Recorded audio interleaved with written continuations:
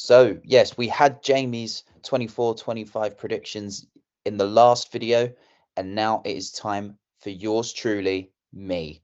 So, if you, whatever you think of my opinions is completely up to you. Make sure you tell us in the comments what you think, whether I'm right, wrong, or damn right crazy.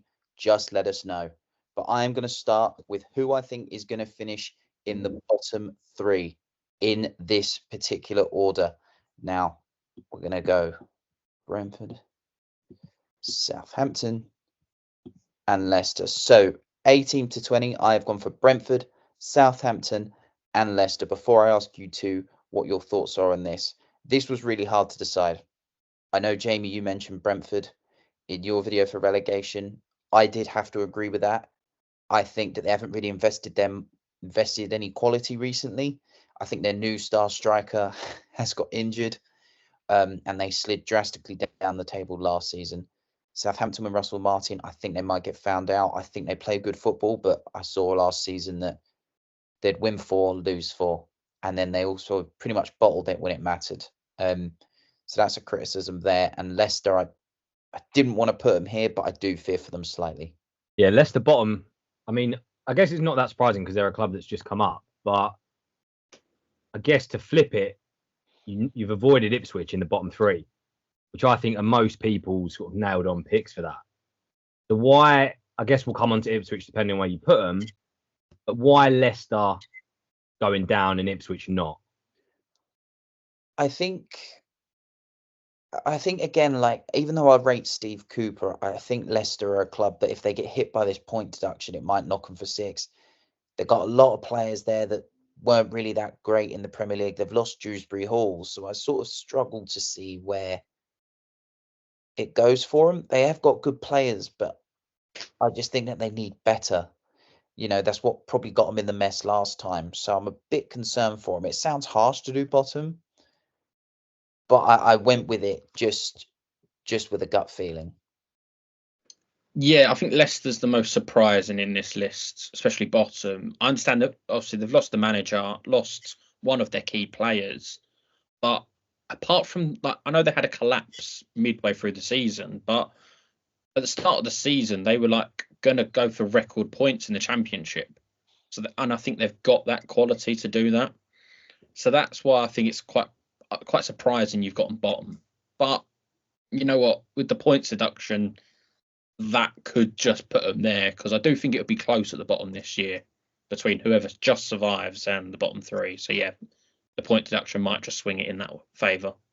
Yeah, this is it. I don't see a huge gap between the teams fighting around these positions. So this is where I'm going to move into my next element of things. So, yep, I thought I'd jump straight in all 5, no messing around. So I've gone for Forest just to survive. I actually was torn between Forest and Leicester for relegation. I think defensively they're great, and I think that's probably that's probably what will give them the edge. They might not score many goals, but I think they're probably more capable of keeping it out of the back of their own net. Wolves, I mentioned on the last video, I was drastically concerned when they secured survival that they just decided to go on the beach. Ipswich, I know this is probably the big shock, but I'm a big Kieran McKenna fan. I think they're going to have a lot of 4-3 kind of games. And I think they're going to have that little bit of passion to get them through. Maybe they'll fall short, I don't know, but I think they might just stay up. I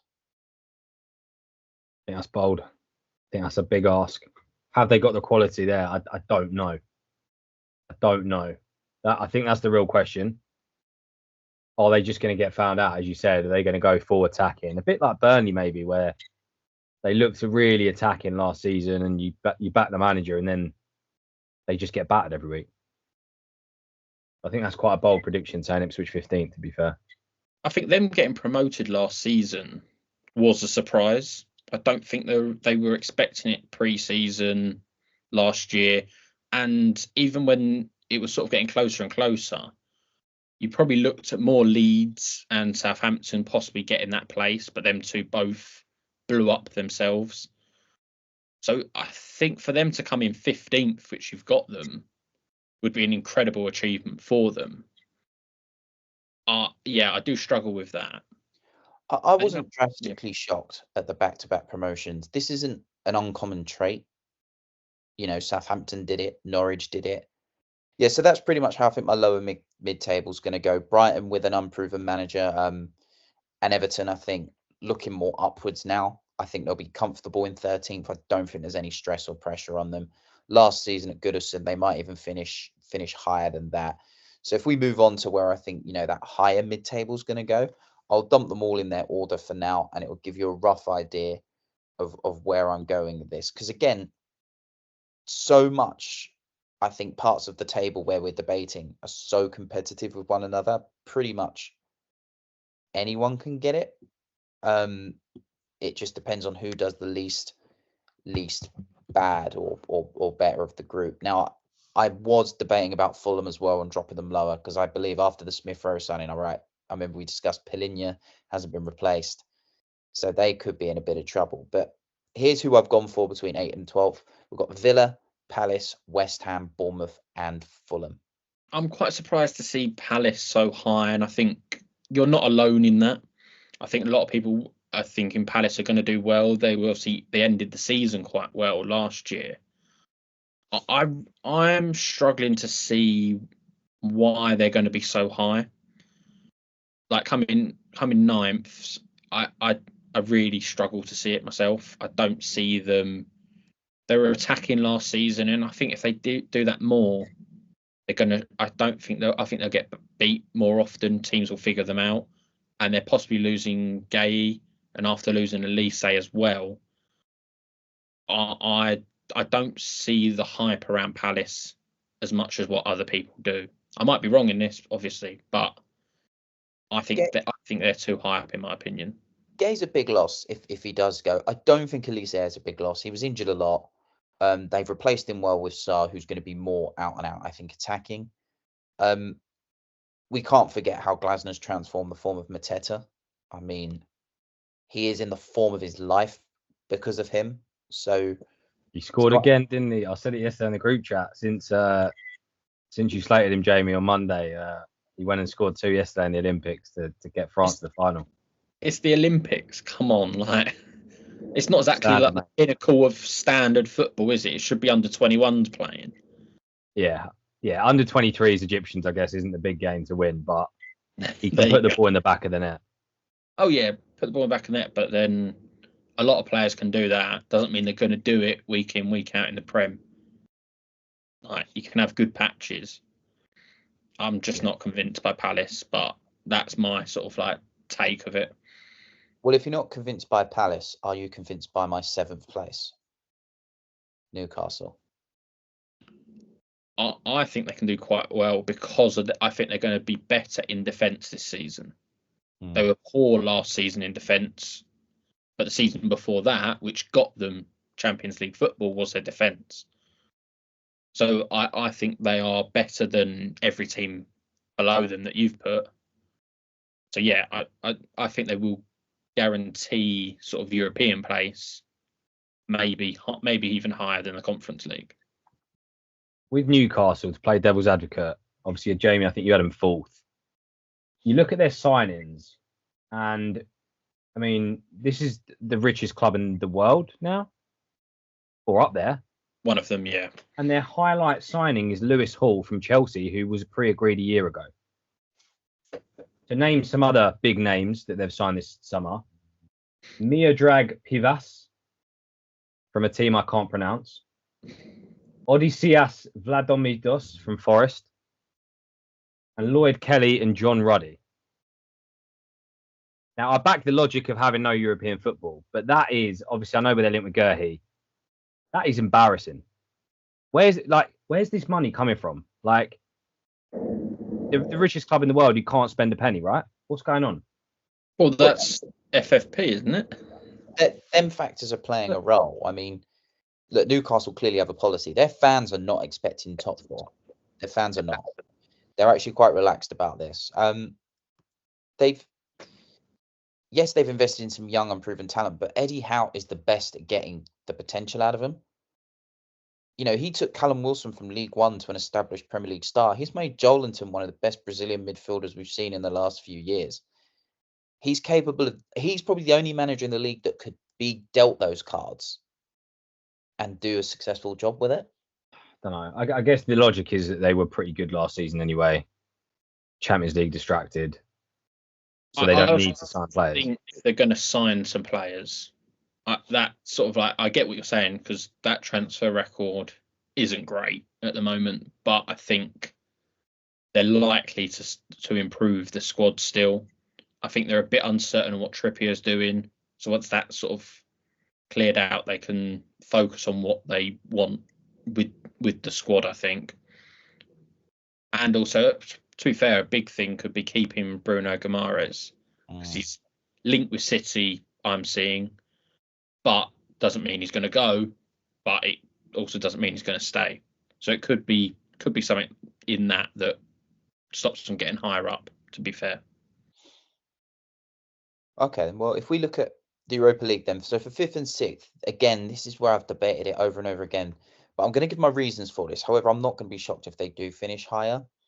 So I'm going to go for 5th, Chelsea, and for 6th, Spurs. My reason for this is because I think Spurs, yes, they've got a great player in Archie Gray. I still think they need a striker. They're more than capable of beating everybody above them, but they're also more than capable of losing to everybody below them. And Chelsea, I can't quite work out Maresca yet. He's either going to do fantastic or he's going to be a failure. He got Leicester out of a very dodgy situation when they went on that bad run of form towards the end of the season, and he got them out of it. However, tactically, he only seemed to have one form of tactic.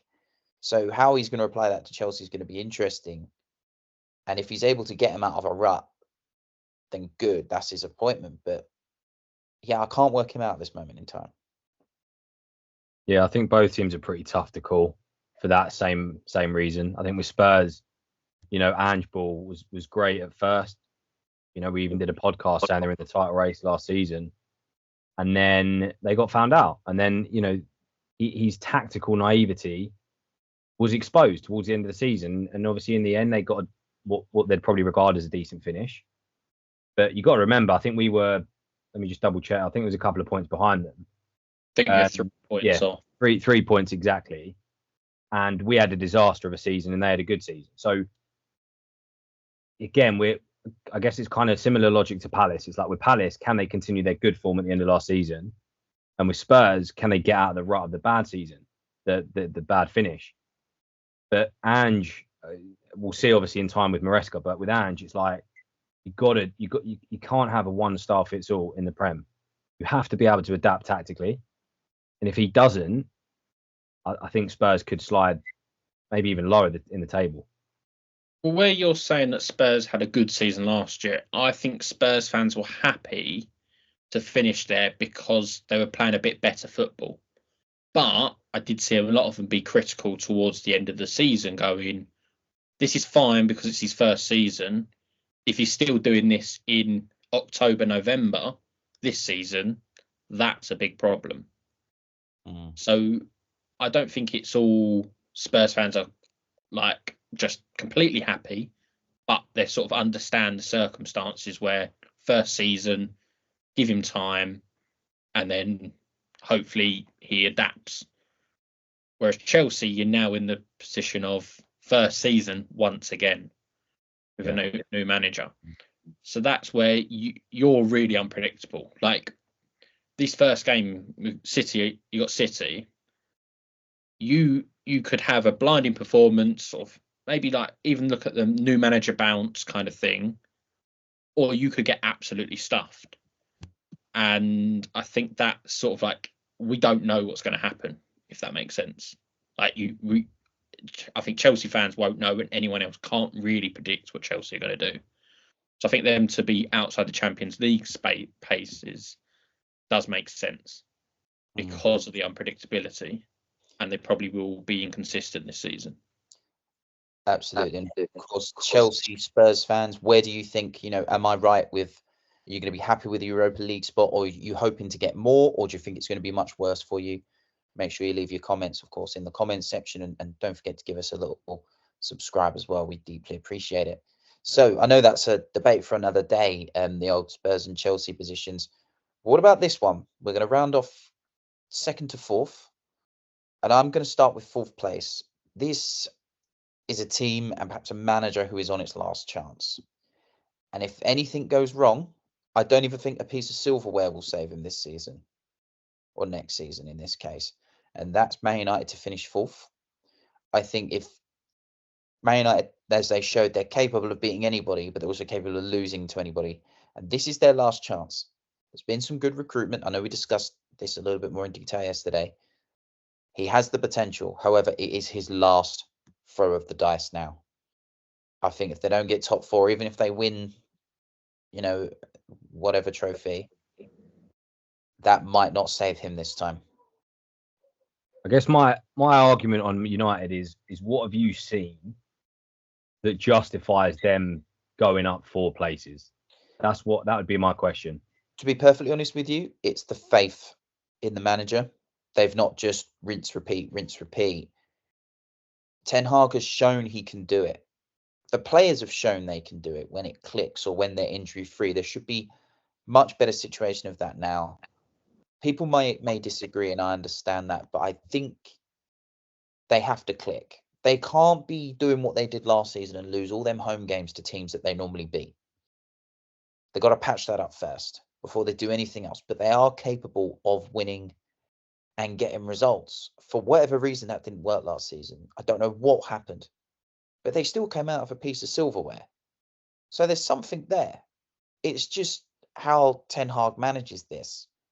And there's a lot of pressure on him now to do that. I think I didn't have like United this high up, but I guess having someone consistent there for a manager to be there for a number of years could work in the favour, where you've got Chelsea changing managers, Liverpool changing managers. It sort of, the consistency might be there at United because the manager's still there. So I don't see it coming in the top 4, but that could sort of be the reason why. There we go. Okay, then. Third. No, I think this is going to surprise quite a lot of people. Unless you're a regular on this podcast, you're probably going to realise it's not. I've gone third for Arsenal. The reason for this is because Arteta, for the last 3 years, when it comes to the crunch, he's not done it. They fouled all 3 times. 4th spot, and then for first place, and fouled when it matters. Ten Hag has won more trophies in that time. So to me, Arteta is really on his last chance for this project. I don't believe these projects work in modern football. And even though we improved drastically last season and put in better performances, I still think that we're going away to teams that we should get a result against, and we're not. And it's all good getting the draw at Man City, but then we put in an abysmal performance at home to Aston Villa. We put in an abysmal performance at home to West Ham and away to Fulham. When we lose, we play so badly. We don't look like we play bad and get a result, and that's a concern for me. We bought a good left back for sure in Calafiori, but we still need a midfielder and a striker, and I just don't see it again. He has to win something. He has to win something, or that's it.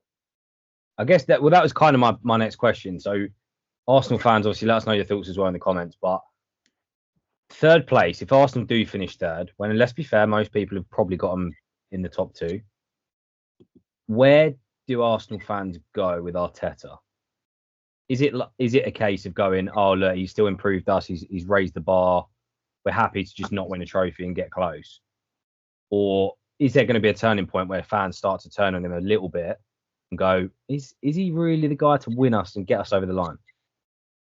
I think it's context, really. If let's say Arsenal come third, but lose the title by 3 points. Let's say it's a really close title race.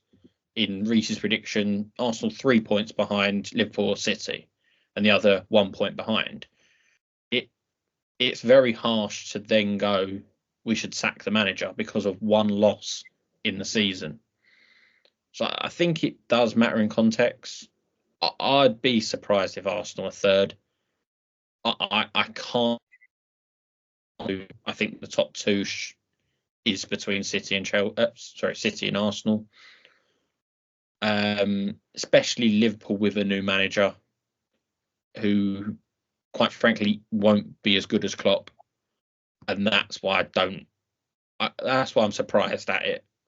If it was Klopp, I think there's more of an argument for Liverpool to come second, but not under Slot, in my opinion.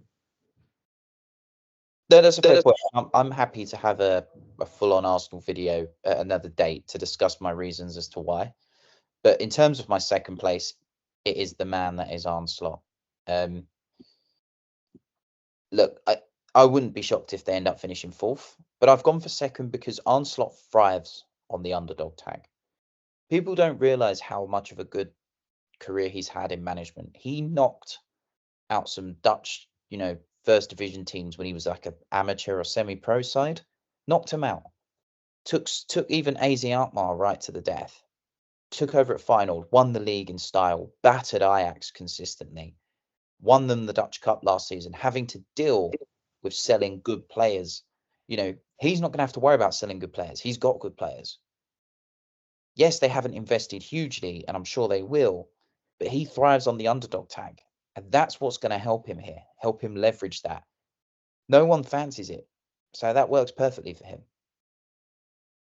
I don't know. I still don't know if they're the underdogs. I know what you're saying, but even with Slot as the manager, I don't think I'd regard them as, I guess you could say maybe underdogs in the title race, but I don't see them as underdogs, even with the new manager and a few. Him as a manager is an underdog. Everyone laughed at his appointment, or they mocked his appointment. They didn't realise just what a good job he's done. Yes, Dutch football is a different thing to Premier League football. But how he transformed Feyenoord is similar to how Klopp transformed Dortmund. Made them competitive again. Made people care about them again. I'll be honest. I think that, I think you've bigged him up too much here. The Dutch league is not the same as the German league under Klopp. The Dutch league, we've seen numerous players come out of a fantastic Ajax side, and you got left, right, and centre flops, or maybe not flops, but not doing well. I think there's a different there's such a standard of play in the Premier League compared to the Dutch league that him coming second would be a ridiculous feat, I think. He's got very good players at Liverpool, don't get me wrong, so the players level can get second, but I think new manager, bringing in sort of stuff, like new stuff, I'd be surprised if they come second. You can't convince me him doing fairly well in the Dutch league. Remember, he's not winning it all the time. He was only there. He was only at final for 2 years or 3 years. How many times did he win the title? Won one Dutch Cup and comes second, if I believe. Yeah, and one of them years Ajax had the worst season they've ever had, where they were, in relegation battle at times. So I'm not that convinced that he's going to come in and upset City and Arsenal. Maybe in a one-off game, yes, definitely could come and win. But for the consistency of the whole season, very surprised. Well, if there's any consolation, the whole Bundesliga being better thing, more teams have won the Dutch league in the last 10 years than they've won the German league. Then the German team, it's only 2 in Germany, and one of those was most recent. So maybe he deserves a little bit more credit than the Farmers League. Bundesfarmer. All right, come on then. Tell us why. Tell us why at Man City. Why not 5 in a row? They're still the best team. They weren't even that great last year, and they still won the league. Come on. How many games did they, they drew or they slipped, and then they lost to Aston Villa and then still won the league? Arsenal, we went on an unbeaten run from December. It wasn't in comparison to what you did the season before. Arsenal took 4 points off of Man City, and Man City still beat them to the league. Come on, that's how good they are. So why not pick them again? You said they weren't as good as the season before, but we won the treble then. It's going to be a drop off. I know that's hard to touch, but in terms of continue at that level, but look, I'm sure you'd agree. I'm happy to see your top. Yeah, of course. I'll take this league now. Like, don't get me wrong, but I sort of, I don't know. Yeah, I'm more defending the team, saying the team wasn't that good last year when they had a ridiculous sort of unbeaten record from about December time onwards. Not good is a harsh thing to say, but I would say in terms of when you played like Liverpool and Arsenal, you still overcome them. It just goes to show that they took points from you, but you got the points when it matters. So it's just how good City are. Arsenal can talk about getting that point at the Etihad all they want. What they get from it? Nothing. Zilch. So True. City are the best team in the land. They're run by the best manager of all time. We can't debate that. So you're not going with a bold prediction of they're going to get relegated, like we touched on before. No. Fair enough. Well, look, that is pretty much all we got time for on this episode. As always, there's lots to agree with and lots to disagree with there. So make your feelings known in the comment section. But as always, like, comment, and subscribe. You know the drill.